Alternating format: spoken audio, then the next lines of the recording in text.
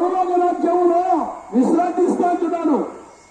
ఈ శబ్దం వింటున్నది ఉన్నావు, ఎలాంటి బాధలో ఉన్నావు, ఏ పరిస్థితిలో ఉన్నావు ఒకసారి ఆలోచించు. నీ కొరకు కలవరి శిలువలో యేసుక్రీస్తు రక్తము కార్చాడు, నీ కొరకు మరణించాడండి.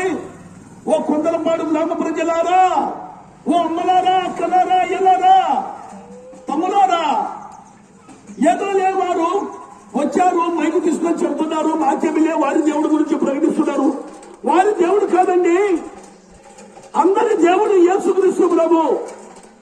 34 సంవత్సరాల కాలానికి శకానికి యుగ పురుషుడు ఆ దేవాది దేవుడు నిన్ను పిలుస్తున్నాడు. నీ ఎండి బంగారాలు ఇవ్వద్దమ్మా, నీ ధనధాన్యాలను ఇవ్వద్దమ్మా. ఏ పెద్దనా దేవుడు డబ్బులు అడుగుతాడా? అడగదు. ఏమి నీ ప్రాణంలో నీ శరీరంలో ఉన్న ఆత్మ రక్షించడానికి వచ్చిన పరిశుద్ధుడు పవిత్రుడు యేసుక్రీస్తు ప్రభు. వాళ్ళు ధనాన్ని సంబంధించి అడిగితే నేను పరలోక పట్టణం చేరుకోగలవు. ఆయన ఒక్కడే రక్షకుడు.